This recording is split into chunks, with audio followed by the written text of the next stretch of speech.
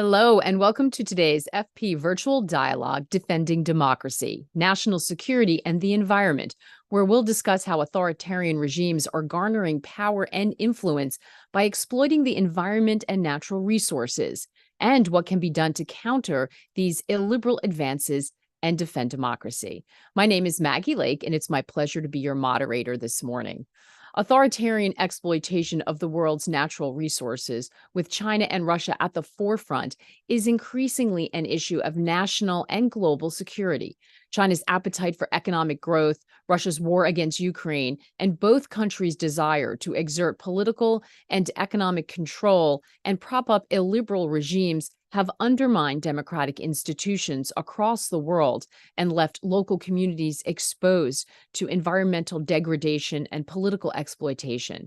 However, there is a simultaneously growing awareness and unified action among the community of democracies to stem the worldwide rise in authoritarianism and to demonstrate the ability of democracies to better deliver on the issues that matter to citizens globally, like the environment.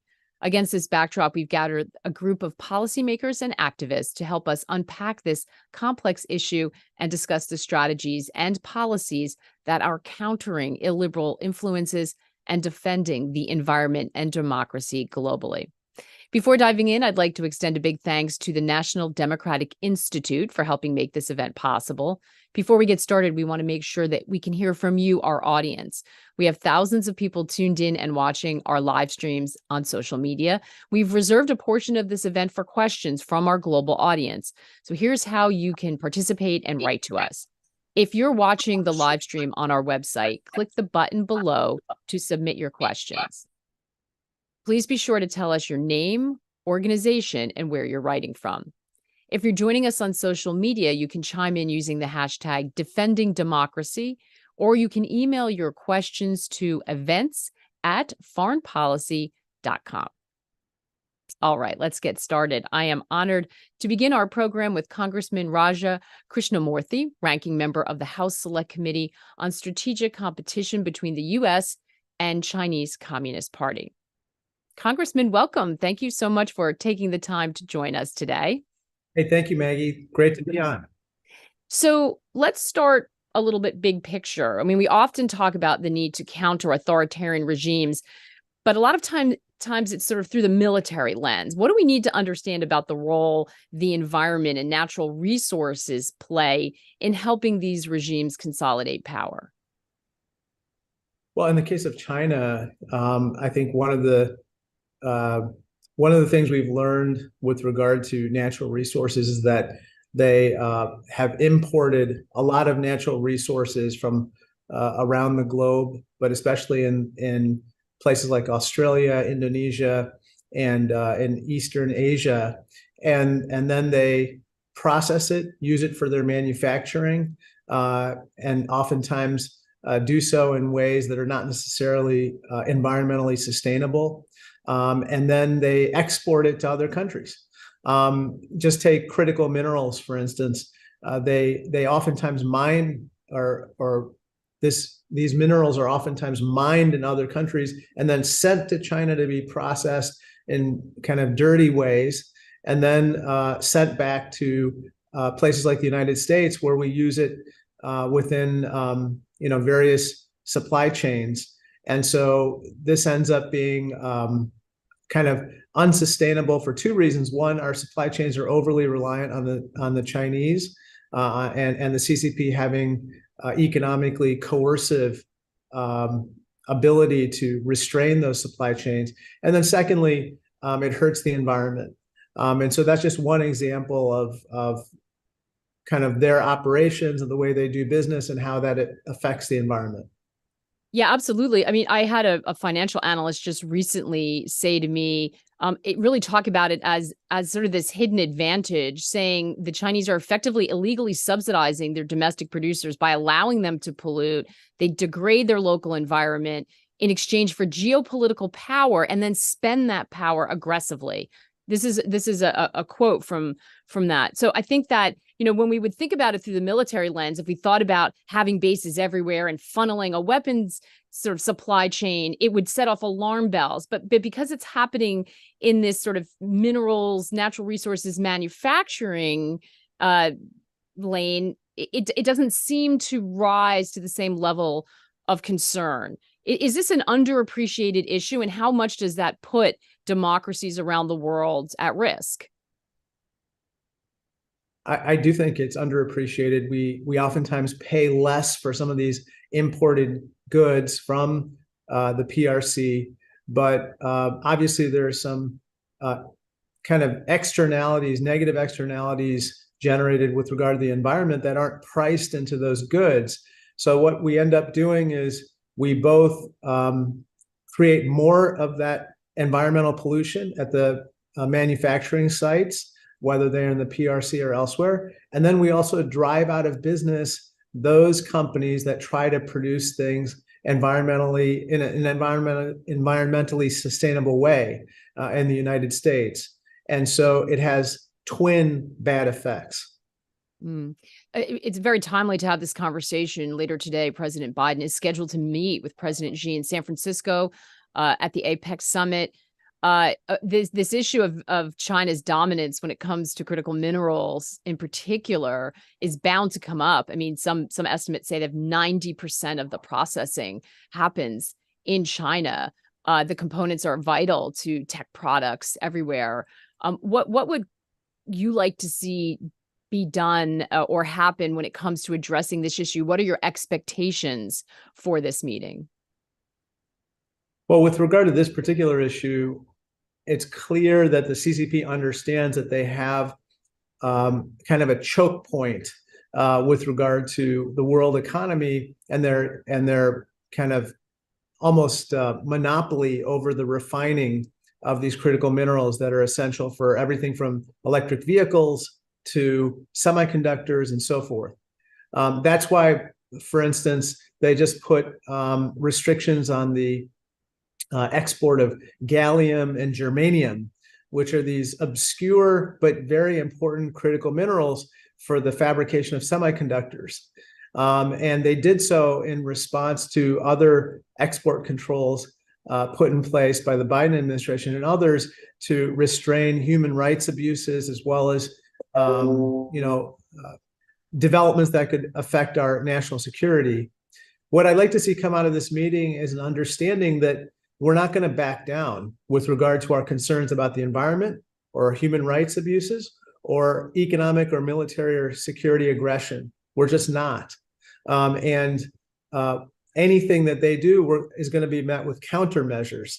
And we're going to figure out a way to work with our partners, friends, and allies to deal with, for instance, they're restricting the export of gallium or germanium. It turns out that some of our friends and allies can actually create these minerals as well. And now there's a demand signal for doing so because China is not exporting them. So we need to make it very clear that this is something that we can avoid by avoiding the human rights abuses and the economic repression. Or if they want to continue down that path, we're going to continue down ours as well. Yeah. I think that we're going to hear a little bit more about this in our next panel, but in order to do so and be able to support the areas, the countries that do have the natural resources, but enable them to do it in an environmentally way. Right now, they're potentially at a disadvantage if they will approach this from the globally accepted environmental standard, as opposed to the sort of advantage that goes to the polluters, if you will. How can we support them not only in their efforts to protect their environment, but in the democracies where we'd like to see these supply chains take hold? Well, I've seen different approaches being discussed. One is potentially taxing those imports from places like the PRC that are kind of made through dirty technologies or dirty processes or in an environmentally unfriendly way, and then advantaging those particular items that were developed in the opposite way, in an environmentally sustainable way, in a way that is conscious of the environment.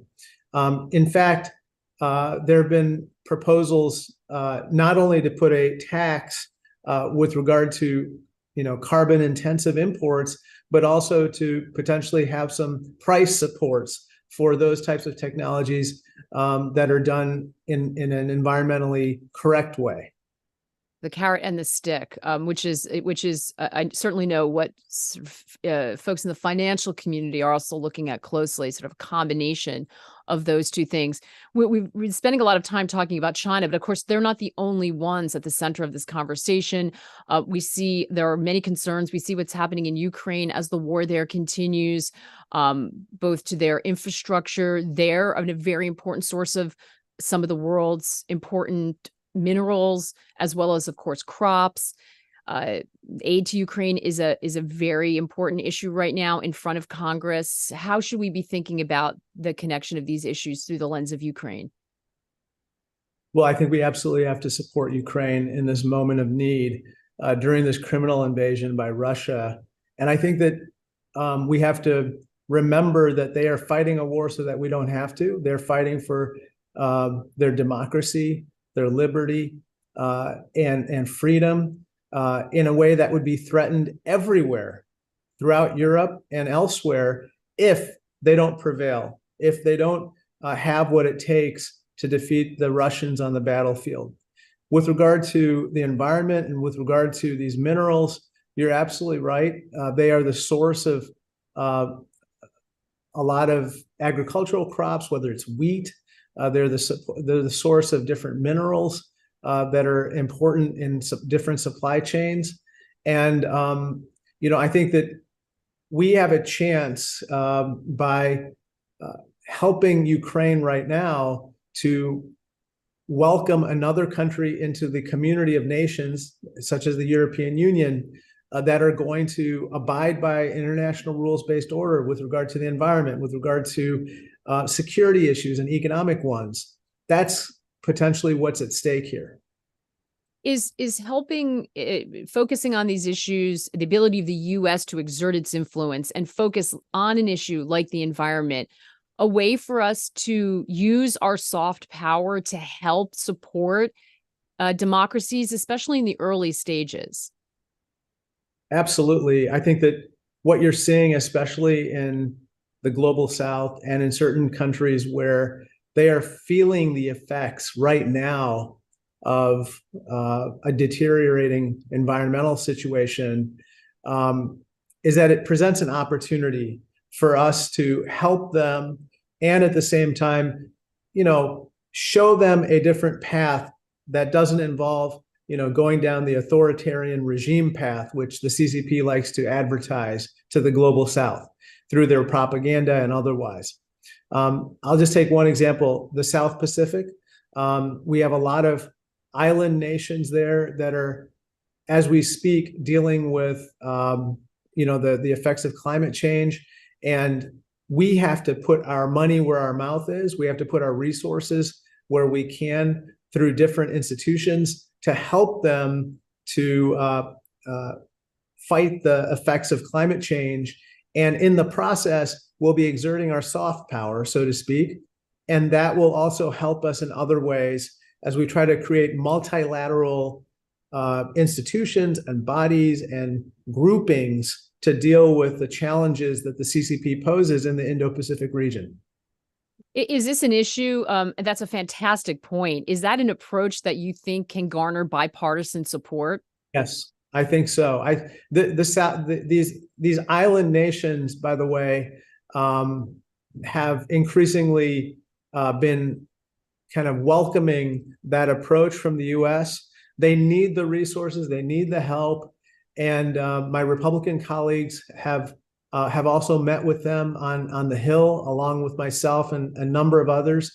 And I think that the Biden administration has done an excellent job of also rolling out the red carpet, if you will, to kind of include them in the dialogue about, what do we see as the future in terms of their not just their security arrangements, which we're always concerned about, but also their economic ones. They want to know, what does the future look like for their people economically and environmentally, because as I said, they're dealing with the climate change issues right now.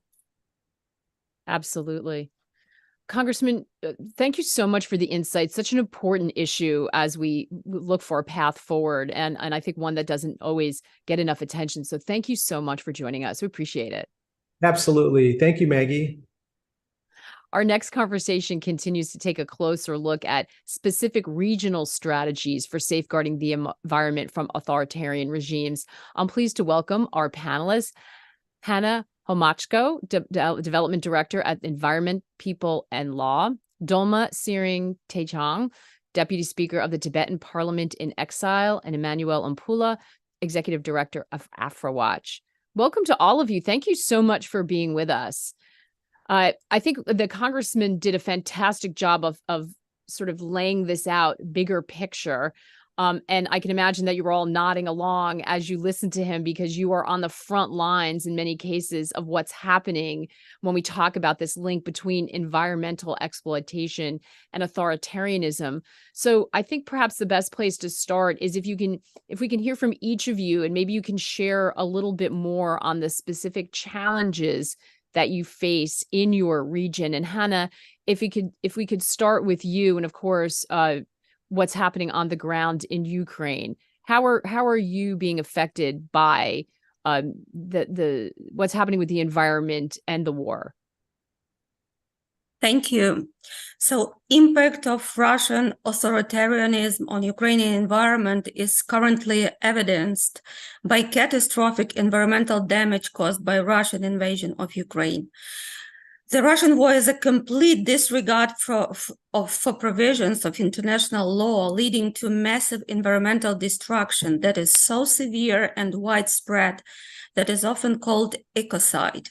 So this term ecocide defines the devastating damage that is similar to genocide, but regarding environment.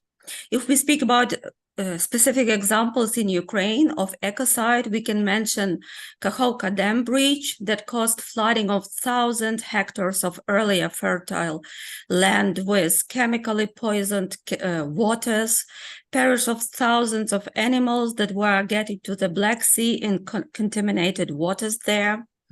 Actually, 30% of Ukrainian territory is contaminated with explosives. And now Ukraine is the most heavily mined country in the world. Also, massive forest fires were caused by missile strikes, heavy bombing, leading to destruction of whole ecosystems, including red book species of flora and fauna. According to the Accounting Chamber of Ukraine, more than 1/3 of Ukrainian forests are burned, which definitely has a devastating impact on the global climate. Ukraine, that is home to 35% of Europe's biodiversity, suffered from unprecedented damage to biodiversity. And as scientists say, at least 2 and maximum 6 species became extinct forever because of the war. So there are other examples of ecocide in Ukraine. For example, the mass death of dolphins that presumably died because of radar systems of Russian submarines in the Black Sea. Their sonars and blast cause dolphins to go deaf, and they die from acoustic trauma. Also, catastrophic environmental contamination is caused by attacks on oil depots that pollute air, groundwater, lakes, and rivers. And layers of soil are to be removed to conduct cleanup. And this recovery may take several decades if it's possible in general, because some areas cannot be recovered. So all this said, we know that environment doesn't recognize borders, and all this environmental pollution, contamination threatens Europe and the whole world, and this should be the subject of our common concern. Absolutely, Hannah. I'm just going to jump in for one moment, because I think what you just said there is so critically important, because as we're listening to this, I think we all are first of all, picturing the horror and the just magnitude of the destruction you're talking about, but also understanding that this damage will affect everyone. I mean, you're quite right to point out that the environment doesn't respect borders.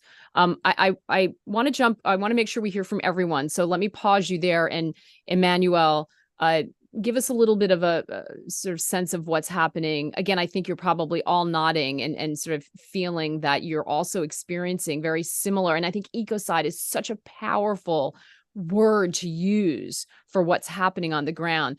What do we need to know about the challenges that you're facing?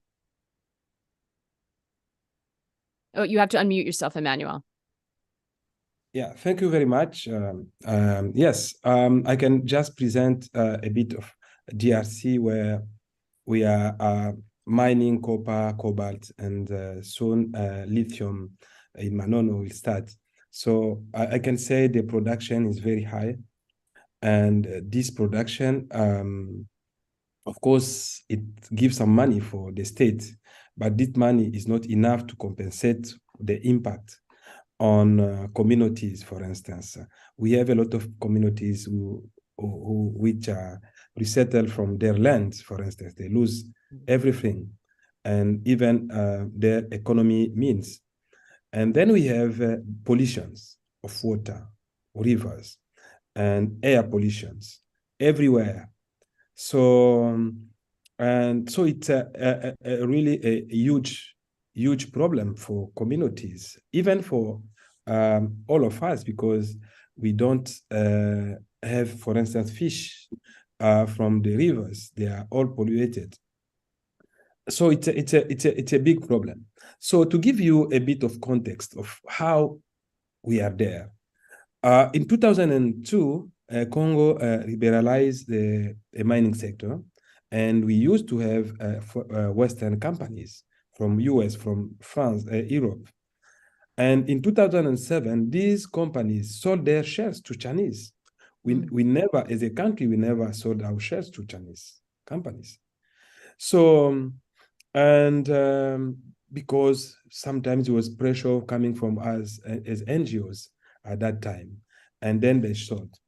So now we have Chinese, they are everywhere. They are controlling a big part of these minerals.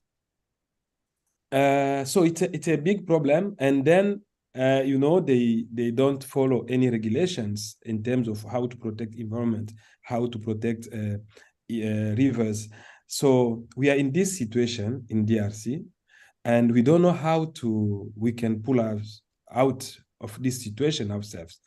Yes, so that's a bit of context in the context of DRC. And you know that copper, even tin, lithium, they are key minerals for what they call energy transition. So, right. Yes, how can you need to have green energy at the same time you are polluting the surf, and also we are not getting enough from the minerals we own as a people.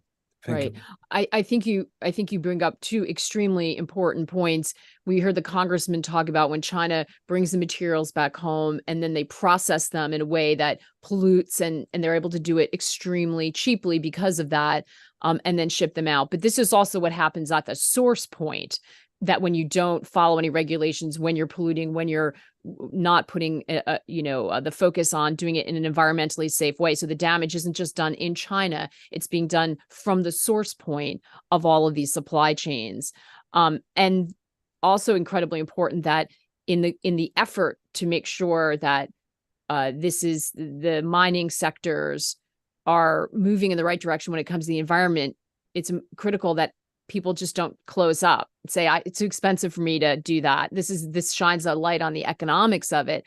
I'm just going to close up and I'm going to sell my stake to someone else, which I think was not the intention when those efforts were put in place to try to clean up the sector. So very important sort of global responsibility piece of the puzzle that we'll talk about in the moment. Dolma, what about you? You're coming from this perspective of Tibet. What's happening there? Thank you so much for having me as the voice of Tibet. Tibet has been invaded illegally and forcefully by communist China since 1959, and I'm in exile for 64 years. So when you look at Tibet is the biggest incarceration in the world. The Tibetans are prisoners there, and the primary motive of Chinese to invade Tibet was not because they loved Buddhism or they loved Tibetans. It was because Tibet has the reservoir of minerals untapped in their virgin land. It has the root source of all the major rivers of Asia. That was the primary motive of Chinese invading Tibet.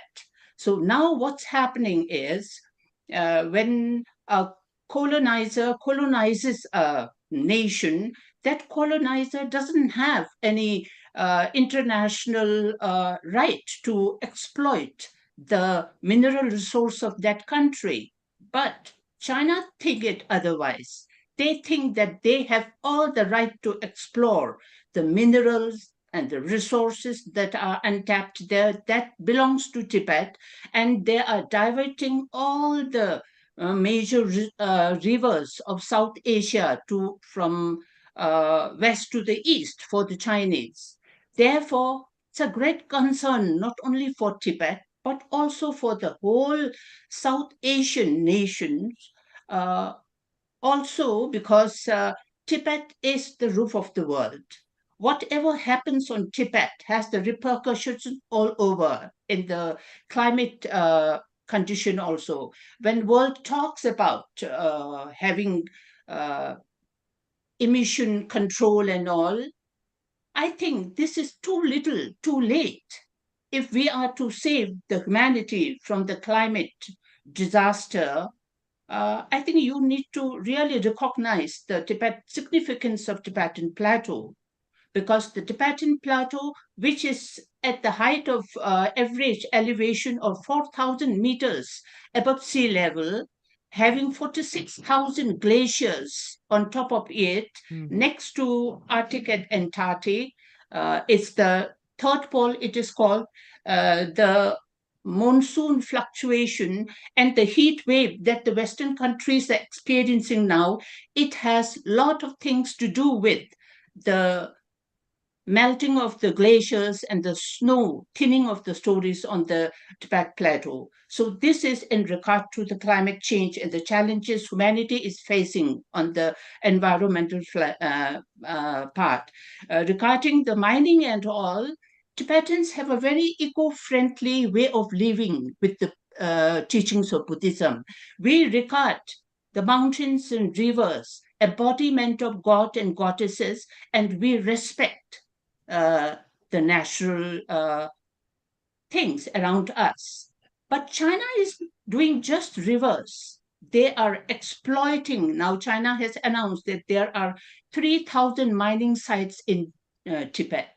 They are mining each and everything and making Tibet a barren land, I should say. Therefore, I think the world needs to take care of it, because according to the international law, it says something. But if China is binding to that international law because of the UN membership, I think we need to show the mirror when you do business with China. The national interest is topmost, of course, but parallel to that, whatever the human rights violation, whatever the intellectual property rights violation, whatever the mining doing in a very poor environment and regulations, and so many collapse, so many earthquakes happening. So these are things to be taken care of, I think. If you keep on succumbing to the dictates of China, China will have its bully everywhere. So we are the one who are emboldening the China to do all the wrong things. We need to contain them. We need to do whatever we have to make them understand that what you are doing is for the I think, for the worst of the humanity. So you need to take care of the regulations and all the things that has to be done. Mm.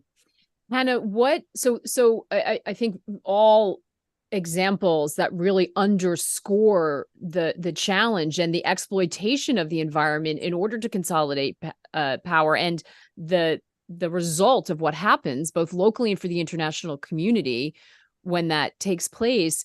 What tactics or strategies have you been using that you found effective in order to raise awareness and, importantly, mobilize action against this from happening, against these sort of authoritarian influences or this ecocide? What have you been doing and what's been working? We have been taking part in all the Earth summits and all the COP 21, 22, and 25, so on. His Holiness was the first lone Tibetan who was able to attend Earth Summit in Rio de Janeiro in 1997. And there he told about the significance of Tibet Plateau. And not only that, though we don't have the decision-making right, but we always feel it are responsible to tell to the world the significance of Tibet Plateau, which is being which is influencing the whole climate change of the world. So we are adamant to educate the people from our side. We also want information about Tibet. We are here to learn also and share our information so that we are educated enough to make sense to the Chinese leadership. Not only that, whenever we have COP28 next time, I think the United Nations need to make a resolution saying that we should have a research team recruit on whatever the impact and the how the Tibet Plateau is making a difference, both adversely and in an advantage, how it is impacting, so that we have a justified scientific research to show to the Chinese leadership to understand the magnitude of the challenges we are facing. That's a great point, because right now, presumably, there is not a lot of transparency in terms of what's happening when it comes to the natural resources of Tibet. So when it comes to the natural resources, you should read the book by Gabriel Lafati. He had written a book called Spoiling Tibet. In that, he has written phase-wise exploitation of Tibet. At the initial stage, when there was no train and railway connection, it was the gas and the oil that has been targeted. And slowly, the private enterprise going for a gold rush. And now, since the Gormut train has been connected, though they say that it is for the development of the Tibetan people, but it is less of development of the Tibetan people, and it is more of driving away all the mineral resource from Tibet to China for their own rejuvenation program. Dolma, thank you so much. Hannah, over to you. What are some of the tactics and strategies that you're pursuing in order to try to shine a light on this? We strongly believe that the crime of ecocide can be stopped and can be prevented in future only if it's punished, because unpunished crime provokes new crimes, and the aggressor will know that it is allowed to do that if the punishment is not implemented. So this is the important approach that we are applying, and currently our organization as environmental law organization is working on moving forward the process of elaborating legal tools of bringing the aggressor country to responsibility for environmental crimes.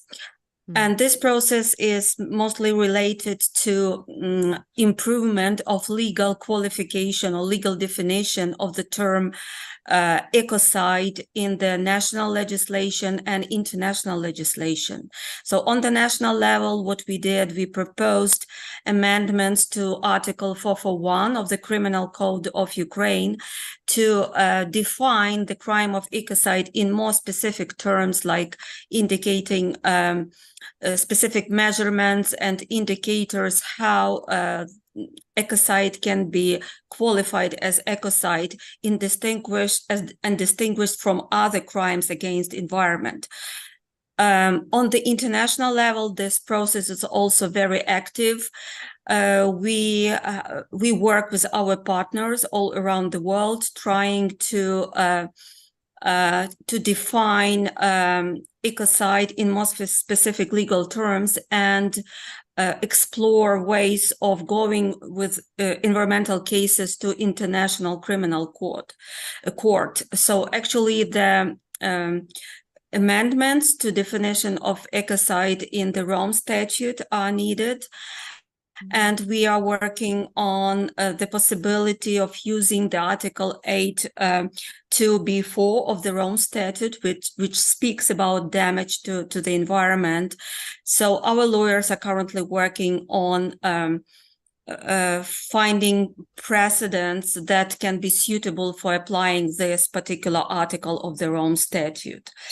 And right now, our organization is organizing the side event at the Assembly of State Parties to the Rome Statute, which will take place at the beginning of December in New York. And particularly this legal qualification of ecocide crime in the Rome Statute and the perspectives of going to the International Criminal Court with environmental cases will be the subject of this side event. That's so interesting. So right now, and I said at the beginning of this discussion that word, I think, resonates with so many of us. When you say it, you sort of understand the connection between the erosion of democracy and the consolidation of power and sort of ruining the environment against the will of the people who live there. But you're trying to actually, that exists in the sort of court of public opinion. You're trying to actually codify that into international law. Is that correct? Yeah, sure. Yeah. So that's quite complicated process that takes a lot of expert discussions. And another big issue is collecting proper evidence to prove that some damage to the environment is really ecocide, so it's widespread, severe, long-term, and so on. So this is a complicated thing, but yes, but we think this is the direction we have to move in, because, as I said, only the punishment for crimes can prevent and deter future crimes against environment by the aggressor, by the authoritarian regime. And so interesting. Emmanuel, yeah. if I could bring Emmanuel into this, presumably, Hannah, that work would not only benefit the people of Ukraine, but also be a standard that many people could use to pursue and address this issue and raise international awareness of it. Emmanuel, can you talk to us a little bit about what you're doing on the ground there and how you're tapping into local citizens to help counter these illiberal influences? Yes, I think as an organization, we are trying to raise awareness to local community to hold accountable of these companies. And so we train communities. In some cases, we lodge complaints against some companies just to hold them accountable. But also we use other means at national, regional, and international level to just push this company to respect the environment and to respect communities, the right of communities. But I think for me, putting in place standards will not be enough, because in Congo we have a lot of standards. And if we talk, we take the example of tin. we have these big companies from the US. They put standards to source tin from DRC. But if you go there, the situation is the same, poverty.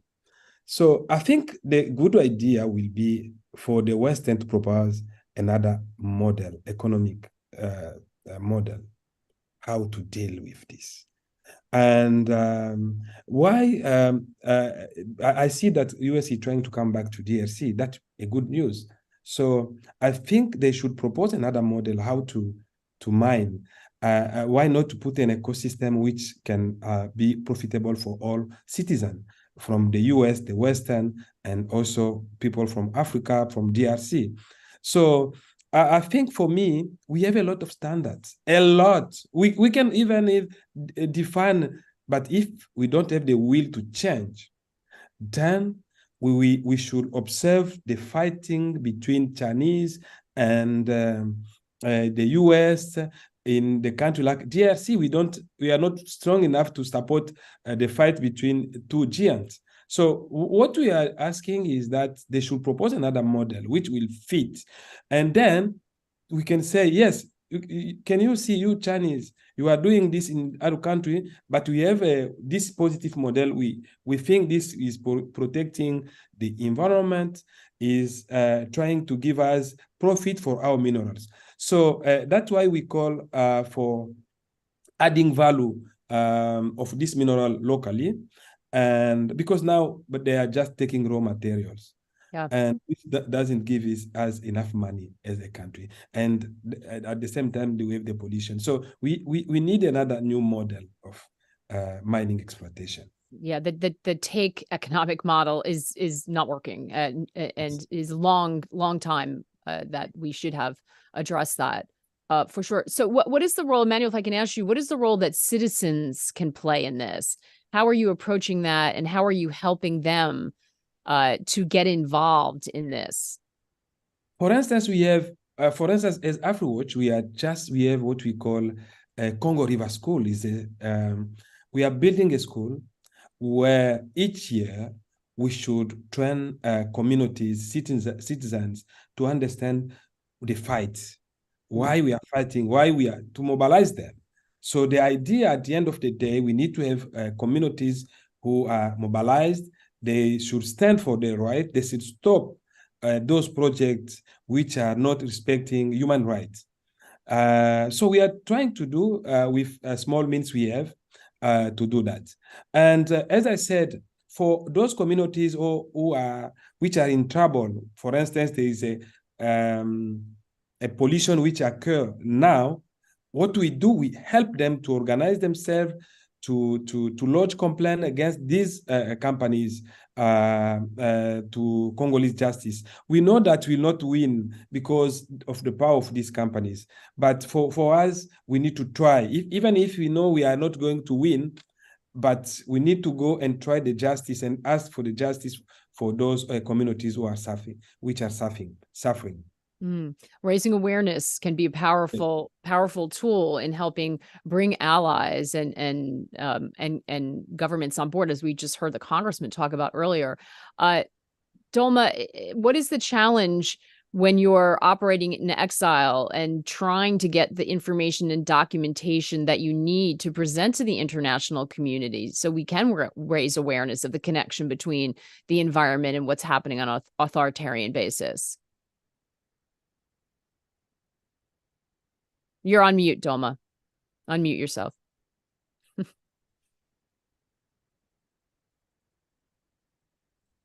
To get information, we try to reach out to the international research teams and the think tanks from where you can get information about the indiscriminate mining about Tibet. Like I told about the Gabriel Lafati, he had written a book on the exploitation of mining in Tibet.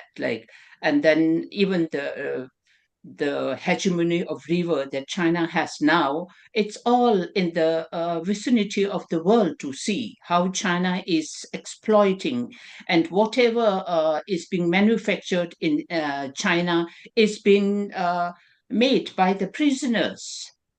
Mm. Prisoners of conscience, I would say. So when you buy cheap things from China, you have to think about those lives who it has become a hell to them because they cared about their culture, because they cared, they raised their voice about your religion, because you cared about conserving your own environment, which is embodiment of the god and goddesses. So whenever such an influential person comes up, they label them as splittist, giving up national security to outside world, and they end up in misery in the prison. So I think the world really needs to take care of these things. I think everything goes hand in hand. It is not just climate. It is not just human right. It is not just uh, breaching the international laws. It is not just everything is going hand in hand. And so we really need to have a multi-prong Mm. channel whereby we can share information within ourselves, educate our youngsters, and then try to make a difference by approaching the decision makers. We, as a refugee, we are knocking at each and every door of the decision makers wherever within our limited resources, whatever opportunities we get, we try to tell why we are crying. And I always say, even if one Tibetan doesn't live on this earth, the significance of Tibet Plateau will be same to all humanity. Therefore, the world needs to understand this. I think that's a wonderful point, Dolma, because often these conversations do happen in silos where we are talking about economics over here and military here, democracy here, environment here, but it is multi-pronged and they are all connected, as we are hearing through this conversation. Hannah, the ability to empower citizens to participate in this and sort of fight back against the exploitation of their local environments has to be even harder in a war zone when they're worried about survival. How are you using the citizens? How are you trying to help local people? How is that factoring into your ability to sort of collect the data to make the legal argument about what's happening? Well, when we speak about empowerment of local communities for protection of their rights, so we kind of preach the same principles during the war and in peaceful times.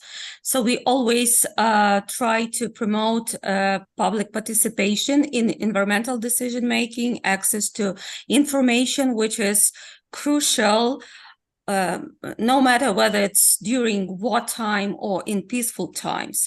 So that's where we have been working for almost 30 years, providing communities with access to environmental information and ensuring that they know their rights, how to participate in environmental decision-making. And this is crucial also for building the good system of environmental governance in Ukraine that is particularly important also in the period of war, when some information is closed for security reasons. Some participation processes are weakened, but still we have to make sure that people know about the threats that they face and know how they can engage into the processes of decision-making. So our organization continues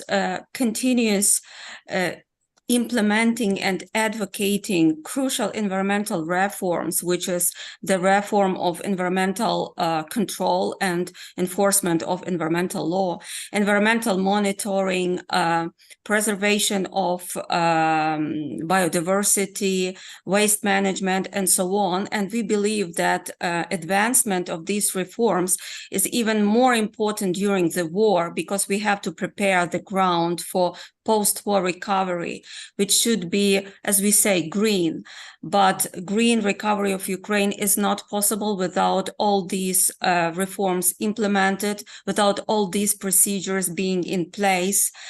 And of course, we even before the war, Ukraine faced serious challenges with exploitation of natural resources of Ukraine, and we have to prevent this in future through compliance with best international norms and standards that ensure that that the society is developed in compliance with the principles of sustainable development, when the communities are not left with environmental problems while the benefits are taken by somebody else. So we have to make sure that these procedures are in place and that they work. And so that's what we have been working for, developing environmental democracy tools, and we continue working for this noble mission. Environmental democracy tools. I like that. Hannah, Emmanuel, Dolma, we'll have to leave it there, but thank you all for sharing your stories and shedding a light on this really important issue. Thank you so much, and for the work that you're doing. I'd like to now welcome Shanti Kolathol, a former Deputy Assistant to the President, and also a board member, Deputy Assistant to the President and Coordinator for Democracy and Human Rights at the National Security Council. That's important. We want to get that right. And a board member of NDI. Welcome, Shanti. How are you? I'm very good. How are you, Maggie? I'm doing well. I am tongue-tied, absorbing all of what we just heard, because I think our three panelists really sort of filled in and gave us a better understanding of this connection between the exploitation of the environment and how it's being used by authoritarian regimes, and importantly, what it's doing, not only to their local communities, but to the global community. I just wonder what your reflections are as we listen to both the congressman and those panelists. What's top of mind for you in terms of what our audience should take away from this conversation? Yeah, I also thought it was just a really terrific discussion. It really struck me that the topic is so important, and the panelists really came at it from slightly different places, but I think really encapsulates both the importance and the complexity here. So the congressman, started off and framed this really as a national and global security issue, that authoritarian regimes are reaching beyond their borders and in contributing to environmental exploitation are really destabilizing security around the world in many different ways. And I think he specifically referenced the PRC, but it could also be applicable to Russia. And that's sort of a very top-down way of looking at things, in the broad frame of national and global security. What I heard then from the panelists was really more of that bottom-up view of the problem, and really an emphasis on why tools of democratic governance essentially are the solution to some of the problems posed by authoritarian regimes exploiting the environment around the world. In many different ways,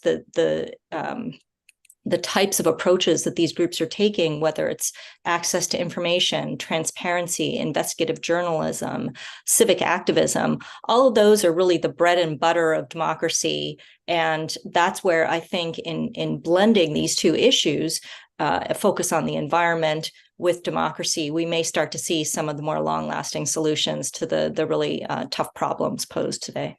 I think you're right. And that jumped out at me as well. It is sort of the tools of getting involved, getting engaged about an issue that maybe resonates with them. Is there an opportunity here to engage citizens who obviously care deeply about what's happening in their front yard, backyard, to their drinking water? It's, that this is an issue that we know citizens care a lot about. Is it an opportunity to sort of engage them to participate more in the democratic process as a whole by going through the environmental lens, especially when we're talking about younger generations, which we know from our previous discussions here on FP are pulling away from the democratic process increasingly? Yeah, absolutely. I think, unfortunately, sometimes, especially when we have these conversations in Washington or elsewhere, talking about democracy seems like it's in a little bit of a bubble, as though it's this kind of esoteric issue that's maybe only connected to the very big picture. The truth is that democracy is really about public participation in life, and taking action and having agency on issues that you care about. And for many communities around the world, those issues are directly related to what we've heard from the panelists today. It is about the quality of the air that you breathe or the water that you drink. And what we've seen as we look at different movements that have started around the world is that oftentimes environmental movements have a connection to democracy movements because they want to be able to speak freely about these issues. And unfortunately, particularly in more authoritarian environments, they're not able to do so freely. And so those two communities naturally come together. And there really should be more opportunities to try to cross-fertilize those groups. They want more agency. They also want accountability, which comes with democracy. And we heard, I think, Hannah, all of them actually, Hannah, Doma, underscored that this isn't just a local problem. In the end, this connects back to the global community. Environment knows no borders, I think is how Hannah put it. How can the global community, what should we be doing to help not only these citizens protect their local environments, but also grow their democracy so that they are able to have more of a say, to be able to document and to get that accountability?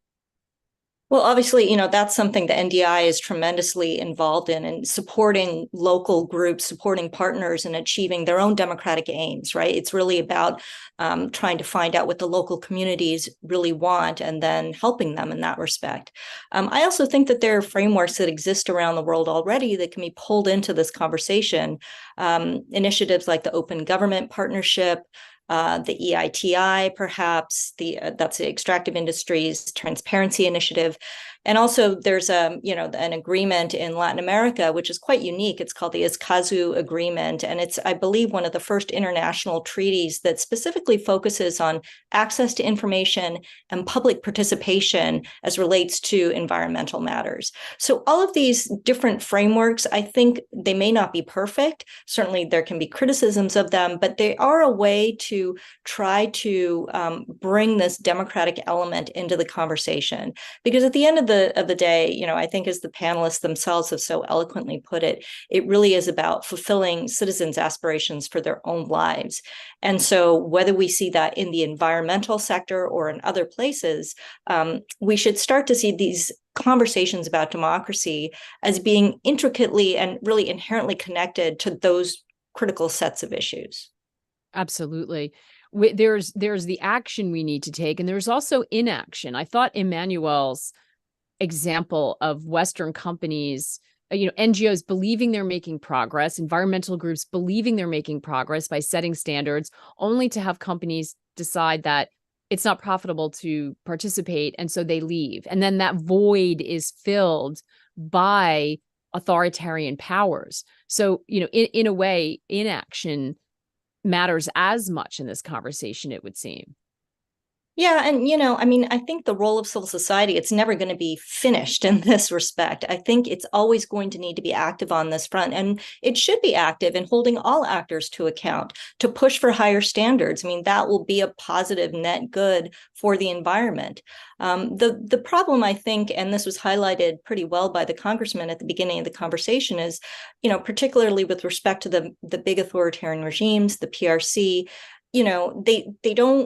they don't approach their investments in other countries with the same degree of accountability and transparency that others do. And so they're not really nested within what's become a more, I think, globally accepted way of doing business. And so I think it's really important to make sure that civil society stays active on these issues, regardless of who's involved in that space. But I think particularly when it comes to the large authoritarian powers, they instinctively pull back from issues like accountability. And so it's even more important to have civil society active in those places.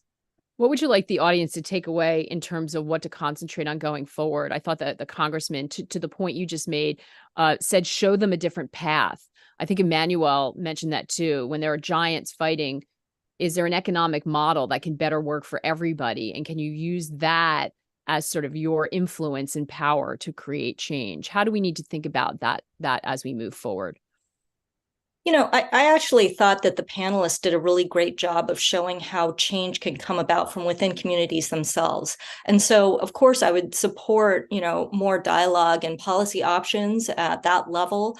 But I think for if we're talking about people who want to see democracy work for them in their own lives, then get involved at the local level, particularly around these issues, and start to make that change, because that's the only way that change really happens. And if you can connect, again, maybe the top of the conversation with some of the issues that came up from the bottom-up perspective, where those two pieces meet is where I think you're going to start to see real change happen.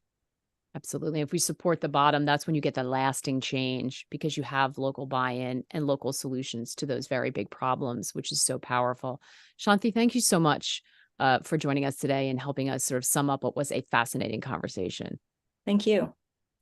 Well, this has been, I hope you'll agree, enlightening and rich with examples of how governments and organizations can defend democracy. It's certainly a complex and important topic that you'll continue to see FP cover. A big thanks again to NDI for supporting today's event. You can learn more about NDI's work in this arena at ndi.org.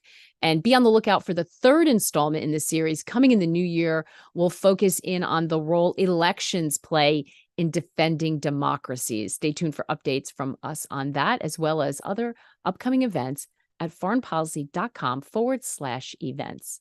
Take care, and we'll see you soon.